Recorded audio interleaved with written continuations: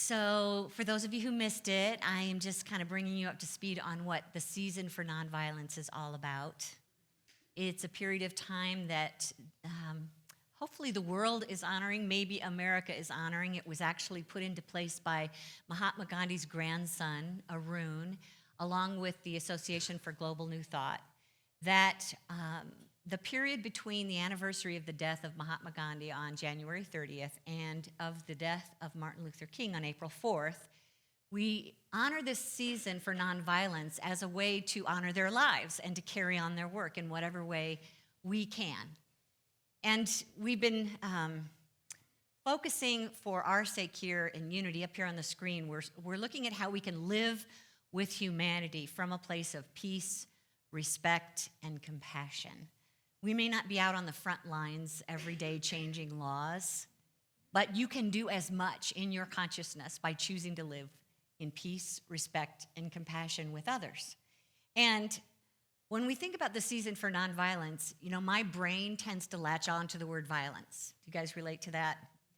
And of course, that word violence is part of the nonviolent statement because both Martin Luther King and Gandhi died a violent death in doing what they were trying to do. They were trying to support important civil rights movements of their time. And people responded with violence to that. It's, when we hear it in the news, we wonder what can happen in a person to perpetrate something like that. It's really not that difficult. Our brain is skewed. It's got a belief that another person, their actions, their beliefs, their behavior, their words, even just their very existence feels threatening to us for some reason. They seem to be on a different path than ours, and we want to make sure that we're protected. And it just comes to a point in our life, not here in this room, I'm sure, but someone comes to a point in their life where they feel like the only way to protect themselves is to use violence. And I'm hoping that there are very few, if no people, in this room who've actually experienced that kind of violence in your life. If you have, I just want to honor you for being here in this room because you have obviously made the choice to continue along a healthy, positive, spiritual path, no matter what's happened in your life. Probably more often, we can relate to a violence where we have been bullied or experienced verbal or mental abuse in our life. And even more often than that, we have experienced a form of violence within ourselves because of our belief. We see a person of power setting an intention to make a change that we are sure is going to affect our life and take our good from us, and we begin to feel threatened and resist, and we feel that energy of violence within us coming up. Anybody else been mad enough with something that you've heard in the news or seen in politics where you feel yourself wanting to fight back? Yes. Thank you. But guess what? I want you to just go back in time and notice how many times you felt that way, and it turns out what you feared never happened. And so we've created that energy of violence within ourselves, and we didn't really need to. But the violence I want to talk about today is that really subtle version of violence that I'm guessing we can all relate to when it comes to mostly being in relationship with others. And it's simple things where somebody says something hurtful to you, and you feel attacked on the inside. Where somebody who seems to have power demands your time when you just really feel like you don't have it to give. Or they expect your support in some way that you don't support, that you don't want to have something to be part of. You can probably relate to this when you've tried to voice your opinion, but somebody either just talks right over you, or they get angry because you have an opinion, and you feel that sense of anger. They interrupt you, or they make it sound like your opinion doesn't matter. Many subtle ways that people attack us, and the problem is, for ourselves, is that we accommodate that, right? Can you relate to that, where you don't deal with it in the moment, and so it starts to sink in? I want us to look at this today not as the violence that we might feel from someone else, but how we allow ourselves to be treated. And I know that the violence that I'm talking about is a far cry from what King and Gandhi experienced in their life. But if we let it take root in us, it's the first step towards living an outlook on life that looks for violence, that expects violence. It starts in a very subtle way, but it starts to create a defensive or a resistant energy in us. And before you know it, we feel like we're under constant threat. And then not long after that, we start generating an aggressive behavior, and we start contributing to the collective consciousness of violence. Can you see that? It's subtle. So in this season of nonviolence, when we're trying to do what we can to bring peace into the world around us, just like the song says that we sing here so often, let there be peace on earth, but let it begin with me. And that's what I want to talk about today, is how to move past that.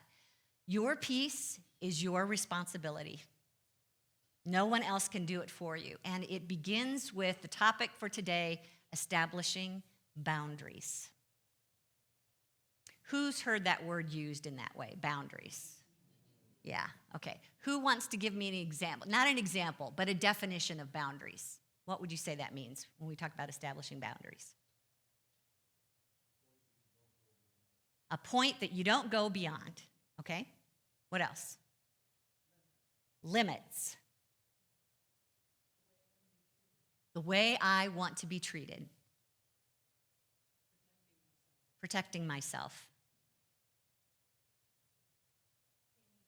Saying no. PositivePsychology.com has a little bit of definition of boundaries. I won't read the whole thing to you, but up here on the screen, I got to get down here.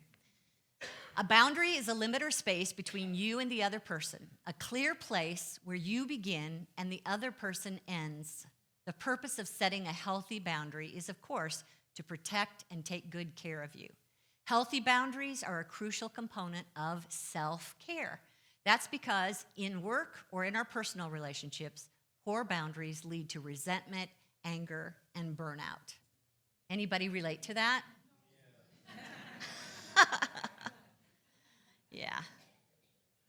So it's about setting a limit and deciding where you will and won't go. And I'm going to ask you today to start thinking about what is going to inform your boundaries. If you haven't already clarified what they are for you, think about what your principles are, what your values are, what your needs are, or your beliefs that are precious to you, that you've been known to give them up because you don't have a boundary, but now it's time. Now this is something that I really want to live regularly in my life. The beauty of a boundary is it helps us assure that we are living our true self, starting with our spiritual nature first, not the selfish ego, but living from our true self, which is a form of self-love or self-care that we just read. And it's the kind of thing where we can't support anyone else if we're running on empty. And let alone, if we're responding out of resentment because I have no time for my desires, or I'm living somebody else's life, or I feel like I'm not enough to warrant having my needs met. Everyone on this planet, in my opinion, needs a few boundaries. There's just too many of us. We're too into each other's lives. To be healthy, to live the life that we came here to live, we need a few, but especially those of us who struggle with this list up here on the screen. Just see if you see yourself anywhere. Having trouble saying no, needing to people please, or need someone else's approval before you can do anything. A general feeling of no self-worth or low self-esteem. Afraid to ask for what you want or to say no because you might hurt someone else's feelings. Believing that my needs aren't important. Living in an environment where I have to walk on eggshells so that I don't upset someone else. Feeling walked on. Feeling like my life is not my own. Maybe I've got a problem working too much because I'm trying to avoid something else in my life. Maybe I have to put others first before I can feel relaxed, or I'm the rescuer. I need to make sure that everyone else is okay before me. Here's a big one they call the Messiah complex for ministers. If I don't do it, it won't get done. I've said that a few times to myself. We might need boundaries if we're the person who enables someone else to be selfish or to be irresponsible. But basically, if you're living with a chronic feeling of depletion, depression, anger, feeling stressed or resentful, burned out, addicted, can't give from yourself cheerfully, these are all makings of a perfect storm, where at some point you will experience a violent response. And it may be your words or your actions, but it may just be that you implode, that your body has a violent reaction, or you have a mental breakdown of some kind. Now, boundaries can sound harsh, just the word can sound like a barrier, but let me tell you what we're not talking about with boundaries. I'm not saying to close yourself off from the world around you and to give up hope that there's any good in this earth and in humanity. I'm not saying to give up your consciousness of oneness with one another and with God. You can have a boundary and still be one with everyone and everything. I'm not talking about separating yourself from others. I'm not talking about being against anything. Let your boundary be something that is for good. And that's kind of where I differ. You know, some of us, and you get to decide for yourself, but I really want my focus today to be about a spiritual perspective. And this is meaning setting a boundary where it's not that I'm judging how you're living your life or what you're doing. I am just choosing for myself. That's what my boundary is. I'm choosing for myself something that I value. And when we say healthy boundaries, it's a line that we say we won't cross, but it's up to you whether you have that boundary or not. You don't have to have the same boundaries as me. It's when we expect everyone to live according to our boundaries that we're going to have trouble. We also talk in Unity a lot about non-resistance, because what we push against pushes back. And that's not what a boundary is about. It's not about pushing. It's not even a feeling of inner resistance. We can set a boundary and not be resistant. So there may be someone in your life who every time you're with them, they're so negative, they're so demanding, they're so depleting that you set a boundary that you're only going to see them X times a month. But you can do that without judgment. You can do that without resisting that person. You just simply know that's where they are. That's the best that they can do. I just don't have to be part of it 24/7. Yes?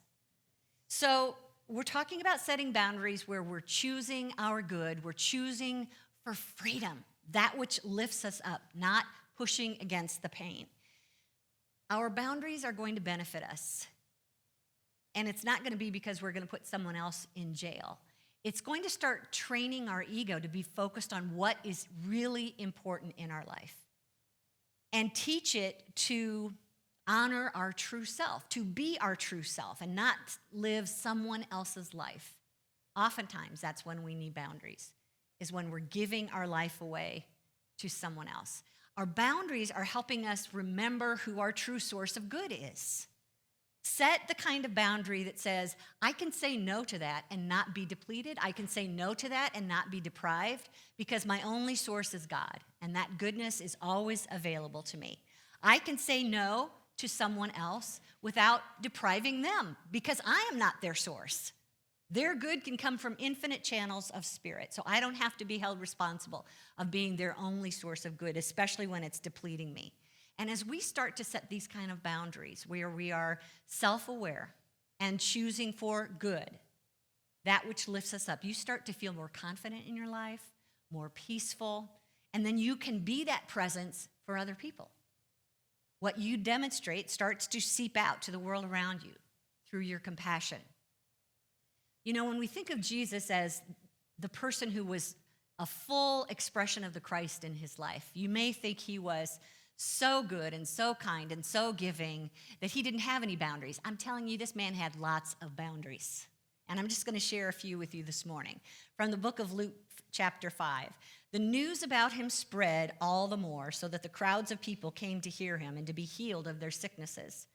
But Jesus often withdrew to lonely places and prayed. He was constantly going off by himself. He knew that if he didn't renew his energy, he would have nothing to give because he would have just been sapped dry. That was a boundary. From the book of Mark, chapter 3. Then Jesus' mother and brothers arrived. Standing outside, they sent someone in to call him. A crowd was sitting around him, and they told him, "Your mother and brothers are outside looking for you." "Who are my mother and brothers?" he asked. Then he looked at those seated in a circle around him and said, "Here are my mother and brothers." He actually said no to a Jewish mother. I thought that was very brave. But it was a boundary that he had set because he knew what his purpose was. He knew what his ministry was. He knew where he needed to give his time and attention. And in that moment, it was to them, not to the family. I'm not saying we completely blow off our family. Don't use it that way. From Matthew 16, he's telling his disciples that he is going to be put to death and rise again. And one of his closest disciples, Peter, took him aside and began to rebuke him. "Never, Lord," he said, "this shall never happen to you." Jesus turned and said to Peter, "Get behind me, Satan. You are a stumbling block to me. You do not have in mind the concerns of God, but merely human concerns." I think we all have had well-meaning friends and family especially who are trying to protect us when we set a goal, when we try to do something new, and they're right there looking over your shoulder telling you, "Don't do that. You don't have the resources. You don't have the know-how. This can only end in tears. Get behind me, Satan. I know you love me." It doesn't have to be quite that harsh. Just, I know you love me, but this is something that I must do for myself. From the book of Revelation, chapter 3, Jesus is saying, "I know your deeds, that you're neither cold nor hot. I wish you were either one or the other. So because you're lukewarm, neither hot nor cold, I'm about to spit you out of my mouth." Sounds harsh, doesn't it? How many of you know someone that, you love them, but you just can't depend on them? They promise you the moon, they never show up. They, are important in your life, but at some point you get to draw that boundary and say, "I will not try to depend on this person. I will find my resources elsewhere." And, I've actually had to do that with someone who kind of caught on after a while and asked me about it. And it's difficult to have that chat with them. I think my words were something like, "I come to you for connection. I turn to you to feel my connection with you.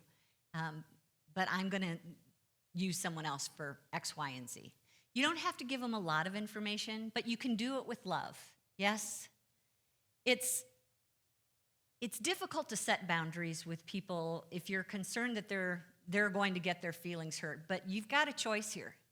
It's either have the momentary discomfort of setting the boundary and keeping the boundary, or having a lifetime of suffering because you're letting other people cross your boundaries. So when we're setting boundaries, I want you to start by really knowing what you value. What's important in your life? What are your needs? What do you believe? What line won't you cross? What do you need in your life to be happy and healthy and sane? You deserve that. Every person on the planet deserves to be happy, healthy, and sane. So check to see what makes you happy, healthy, and sane, and if you're giving that up to something else on a regular basis. Know that you deserve to have your values met. And know that you can have your values met without depriving someone else of theirs. When we come at this from a spiritual perspective and understand our true source of good is God, we can have a win-win situation here. We just have to kind of work at it until we figure out the best way to approach it. I took a boundaries webinar from a man by the name of Hank Lewis, who gave kind of an instruction on how to set your boundaries. Up here on the screen, he said, just start by making a list of what's important. And I don't think you're going to be able to do that in a day. You might want to take a week to just keep noticing, oh, that's non-negotiable, that's non-negotiable. I have to have that, I have to have that. Write that list down And after you get it going, then give yourself a week to just live your life and track what you do during the week. Track where your time is spent, who you spend it with, what you get done, what you needed to do, and then compare the lists and see if what was on your important list really is all that important, or maybe you forgot this that's even more important. So you make your adjustments on your important list, and then you go live another week, track it again, until you get to the point where you're pretty clear about what your values are, that you're not willing to give up, because they represent the truth of your being, who you are, and how you are, why you are here to express. He also suggested what he called the sacrificial system up here on the screen. See if you can identify the number one most important thing in your life that you would not give up, and write that down. I would sacrifice everything to have time, maybe let's an hour a day with my family. I know, some of you are thinking, are you crazy? That's at the bottom of my list. But let's say it's an hour with your family, and then you write, I would sacrifice everything to have 20 minutes in meditation, except I won't give up my hour with my family. And then you would say, I would sacrifice everything to get in 30 minutes of exercise every day, but I won't give up meditation and I won't give up time with my family. Do you see how that works? You don't have to make a huge long list. It's probably better when you're first starting out, if you're a person without any boundaries. Just start out with 2 or 3 things and see how you can make them fit in your life and what kind of adjustments you're going to have to make. But there's all kinds of boundaries. If you're the person who struggles with not having enough time in your life, then it might just be that you decide, from 4 to 6, I'm letting all calls go to voicemail. And I'm only going to, or when I'm with my family at dinner time, no phone calls at all. And maybe, the person that's demanding that you do something with them or help them with something, the answer on occasion is, no thanks, I really need to spend time on, and then whatever it is, or you don't have to tell them. Just say, I've got some other plans for myself this week. I'm not going to be able to do that. There are some of us who struggle with just saying what we're going to do. We always ask permission, like, would it be okay with you? Because if it's not okay with you, I'm not going to do it, right? So here's an example of reversing that, where you just say, I'm really going to miss you guys this year, but I've decided I'm not coming home for Christmas. Instead of, would it be all right with you if I didn't come home for Christmas? What happens when you do the second one? They talk you out of it, right? Learn how to make statements instead of ask for permission. This is one that calls to me. Give yourself a mental health day where you've given yourself permission to ignore anything that you want to ignore. It's a free day. You don't have to do anything that you don't want to do. Allow yourself that. And also, try to find the courage to tell someone when they have said something that hurts. Now, I know that I have stood here and taught you that we are each responsible for our own feelings and no one else can hurt us. We can only receive hurt. But until you can get to the point where it doesn't hurt, if it hurts, it hurts. And it might be something as simple as saying, you probably didn't intend this, but when you use that nickname for me, it just does not feel good to me, and I would appreciate it if you wouldn't use it anymore. And it's their option to forget or ignore you, but then you get to decide if you need to add another barrier, which is, I just don't spend time with you. Yes? There's usually yeses and nos involved in every boundary. And one of my favorites is to set the boundary at the beginning. So, yes, I can come, but I can only stay for an hour. Makes it a lot easier than getting there, getting wound up, and then having to find your way out. So inform other people. I think you'll find people being accommodating for you and respect you. When we talk about keeping our boundaries, I can only offer that we are each responsible for our own boundaries. We cannot expect anyone else to keep them for us. It's not their problem. Now, you can tell them what your boundaries are, but my hunch is they've got their own life to live, and they're not going to be busy. Oh, I'm not supposed to say that. Oh, I'm not supposed to do that. It's up to us, and that when boundaries get crossed, we're then willing to say, that's one of those things that I really hope we cannot do anymore. I'm asking you that when you're setting these boundaries, that they're ones that support your soul. Remember, not making boundaries against something, not making boundaries to support a selfish ego, but support the freedom of your soul, to allow you to be the fullness of who you are.